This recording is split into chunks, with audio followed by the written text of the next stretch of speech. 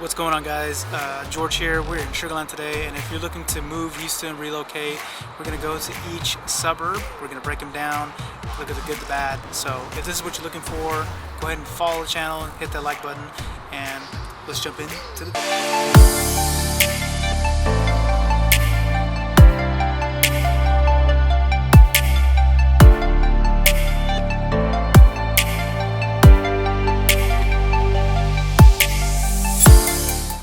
So we're walking down Sugarland.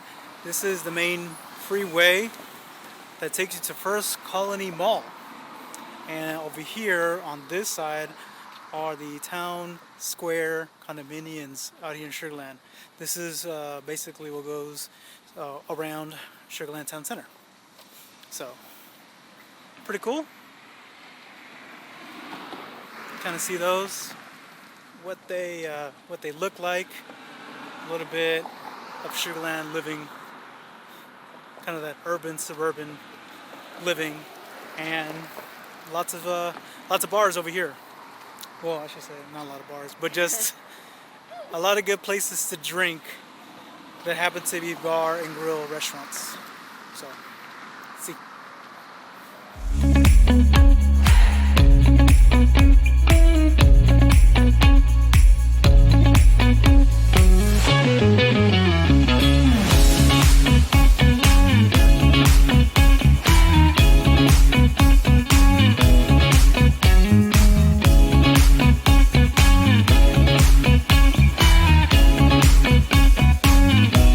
What's going on, guys? We're here in Sugarland at the Lake Point Town Center.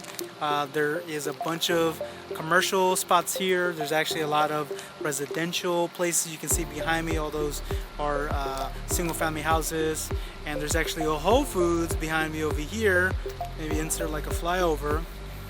And that is the Lake Point Town Center. So I'm not highlighting the town center, town center. But this is kind of the spots you'll find in Sugarland. You have the Sugarland Town Square.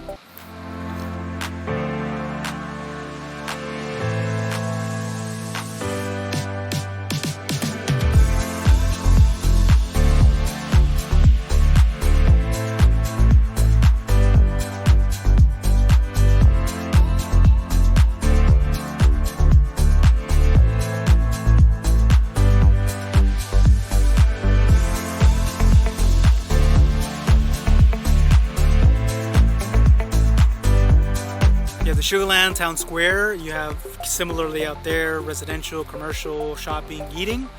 Lake Point over here, this actually was here, may have been here about the same time or a little bit earlier. And then a little bit further down, the latest development is Alpha University, where you have Telfair on the one side and you have University development on the other side. So a little bit of Sugarland. Originally it was a sugar producing city or town at that point. There is a sugar mill that is off of 90, and arteries that lead towards Sugarland is Highway 6, runs all along Sugarland, and then of course 92 and 90 intersects, and then it goes all the way towards 99 towards Greatwood. Greatwood was in the latest edition. Sugarland has its own regional airport, and what are the things to consider in Sugarland? Yeah, it's Highway 659 is where you'll kind of look at it on the map. It is about 30 minutes south of Houston, maybe like 45 minutes with traffic, southwest of Houston. Oh yeah, Sugarland PD, they love knowing what's up. So if you got, just gas something going on, don't come down here. They will stop you for lights and such. Housing in Sugarland, it's very residential. There's not a lot of apartments, just condominiums at the town square, which is pretty rare. A few apartments, but I mean, I guess ratio compared to residential, there's not a lot of apartments. Median house price, I'll insert it here, but probably $360.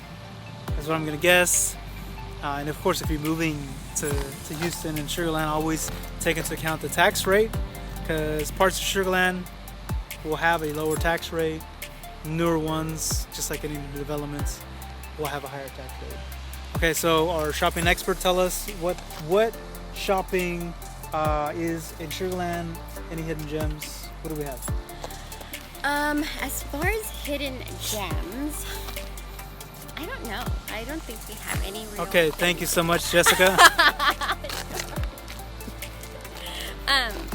Okay, we have First Colony Mall, of course. That's going to be our main hub for the retail stores like H&M. I believe they have Zara there now, and Forever 21, Macy's, Apple Store. Oh, Apple Store, Sephora, Lululemon. A lot of little shoppings around the mall also. We have a theater. We have AMC 24. Yeah, AMC 24. That's the big one. Yeah, and that's right next to the mall also. It's like behind the mall.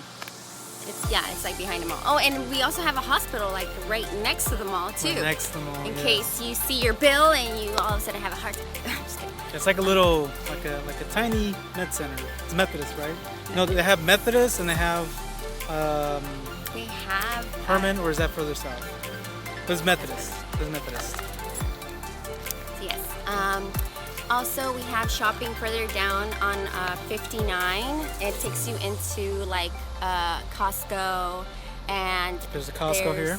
You know, Burlington Factory there, and there's a lot of little coffee shops and a lot of bakeries and 85 degrees. Yeah, a lot of those more, I guess, town center-ish type shops.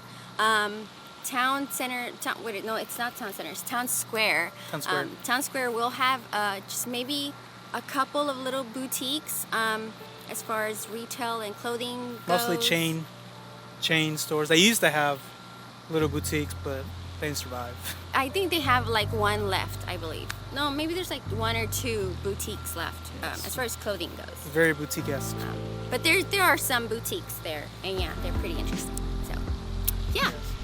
That's going to be the main shopping areas. And then besides that attraction, like shopping, eating, stuff like that, they do have a lot of seasonal events at the town square.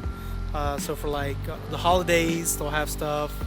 Even Halloween, they usually have a trick-or-treat type setup along there. They have a lot of like concerts, like family concerts. And a lot of nights. Yeah, so they usually have like a summer season of like people that play music, cover bands, things like that, right there. And what else? I had something. Oh, and then so that's town square, and then they have like another version of it right in front of the mall. So that's new right there. Yes, yeah, it's a nice little, like, what is it, turf? It's like artificial turf, and they have seating there. I know for the Astros last run, they had the game there. They had I think it was a projection or something, but they had the game up, so you can go see it and go see the game and enjoy. Just really family-oriented, family-friendly. Pet. I don't know if it's pet-friendly, but do you remember seeing pets? I do remember seeing leashed. Pets leashed. Yeah. So that's there. Another thing that I didn't know, that town square and I believe that little area in front of First Colony is actually a smoke-free area. All of it is smoke-free, like no smoking allowed, I guess. Yeah, so again, if you're moving to Houston, make sure to go ahead and look at the description. My number will be there to reach out to me about, looking at houses, things like that, if you're moving or relocating down here. But yes, like she said, Sugarland is a smoke-free place, so obviously you can smoke outside. They may have ordinance of your distance to the door, but inside there's no smoking anywhere in Sugarland. No bars. So all your suburbs, most of your suburbs, especially on the list, will not have bars. You will have bars in restaurants, so it'll be a restaurant, bar, and grill. So you got to go to Houston to enjoy just the bars, dive bars, those type of things. I don't even think we have a pool hall down here, or at least in Sugarland there's no pool hall. Not really. No. All right, so we're getting close to the end of the video, and this is in the top 5 top suburbs to live in Houston according to niche.com. And I will be making a recap video where I'm going to go through the top 5 and thinking about maybe, I'll put a poll here if I should make the honorable mention, number 6 on the list. But I'll be making a recap video where I name the top 5 videos and give a little bit more information regarding all the top 5 suburbs to live in if you're moving to Houston, Texas. And I guess let me touch base a little bit more on the housing. We talked about shopping, we talked about eating, so we'll talk about traffic and housing. So traffic wise, your main traffic will be 59 if you're going into Houston in the city.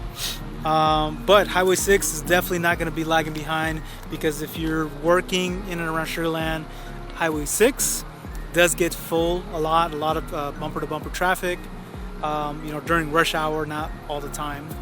And 90 starting to get a little bit more traction, a little bit more cars going down 90, and 99 as well. So 99, I'm not sure if 99 is in Sugar Land or if that is the limit, because then after that it's going to be Richmond. But 99 is definitely connects down to 59 and shoots up on the edge of Sugar Land, intersects 90 towards Katy. So if you haven't watched the Katy video, watch that. Keep covering your face. Watch the Katy video over here. I did this living in Cinco Ranch. And housing. So your new development, if you're looking for brand new homes in Sugar Land, they are going to be in Riverstone.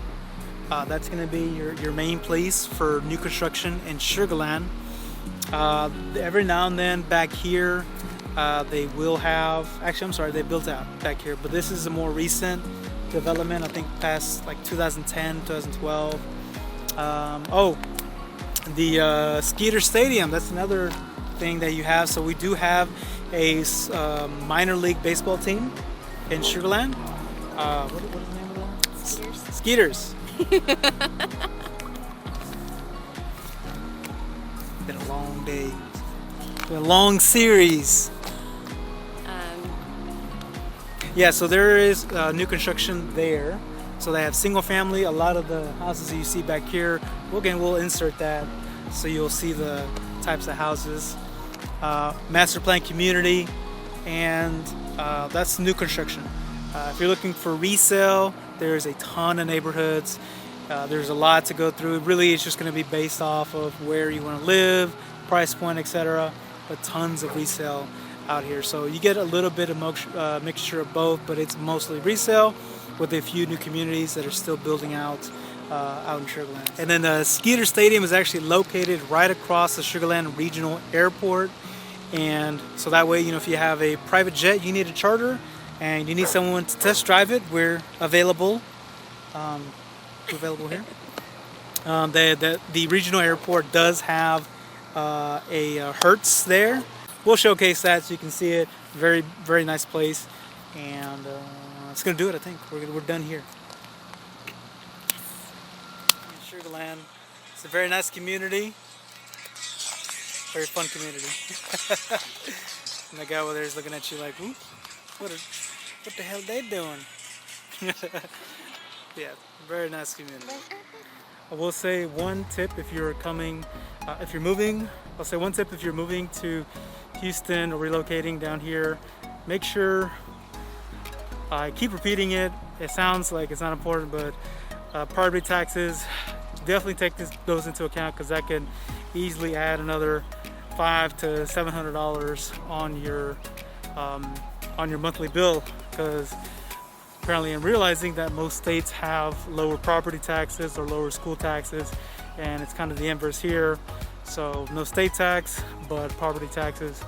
You definitely want to account for those as you make your decision or picking where you want to live, because that can change.